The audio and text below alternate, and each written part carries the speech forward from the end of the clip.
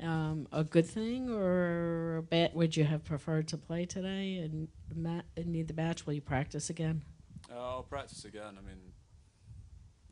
You never know whether it's a good or a bad thing. I mean, you obviously prepare to play the match, and yeah, sometimes it happens when you get a walkover, and you just need to make sure that you, you know, do enough practice and stay sharp today, and um, hopefully come out playing well tomorrow. But when you haven't played that much on the courts and it's different conditions, and whoever I play now will, I guess, would play two matches.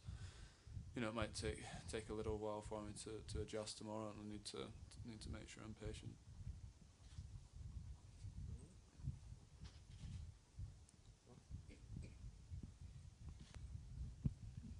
Andy, will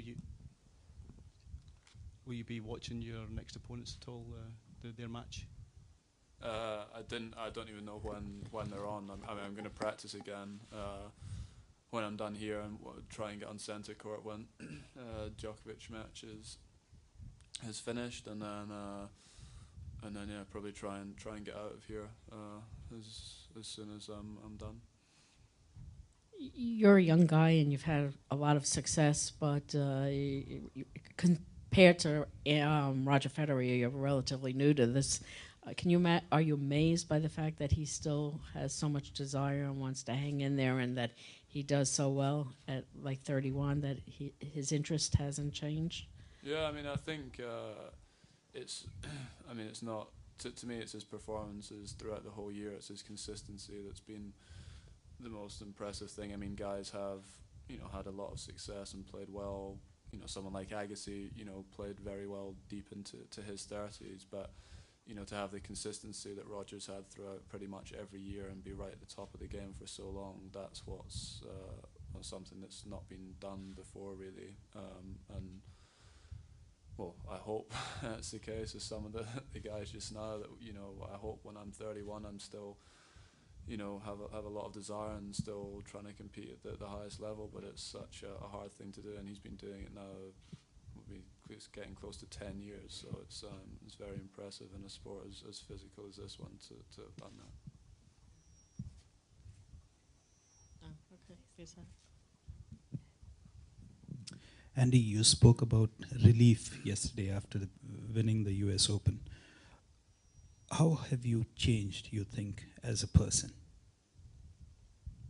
Well, I hope not. But yeah, it's obviously not really for me to answer. I hope everything's kind of stayed the same. Away from the tennis court. I haven't changed my friends or family or the team of people that I work with at all, and still have the same relationship with all of them.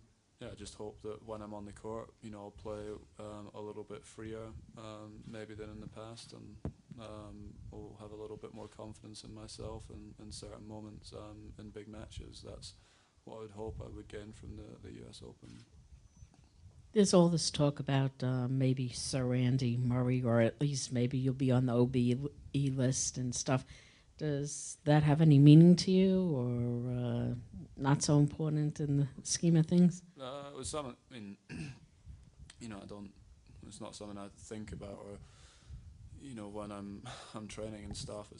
That isn't something that necessarily drives me, but it is obviously a massive acknowledgement of what someone's done in their given field, through their career.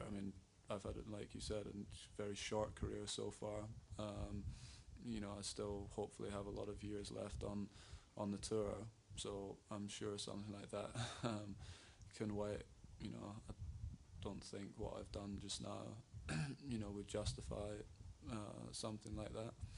But if I can hopefully keep what I've been doing the last few years up for 5, 6 more years, then possibly. But I don't think just now is probably the right time for that.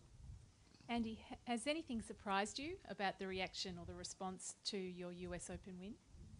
Um, I don't know. It's kind of hard to say. It's something that maybe I'd built up so much in my head. I'd spoken in the past that it's something that worried me a little bit. If I was to win a Grand Slam, if it would change how my life was away from the court, and if it become much busier and harder. And I spoke to Ivan a bit about that as well earlier on in the year, and he told me that it doesn't change that much. It's only positive things happen after it, and that's been the case so far. It didn't change much for me, like I said, and once I got back to training and did all the commitments afterwards, I just got back to playing tennis and doing what I enjoyed. So it's given me a good sort of motivation to go on and keep working hard and hopefully win another one if I can.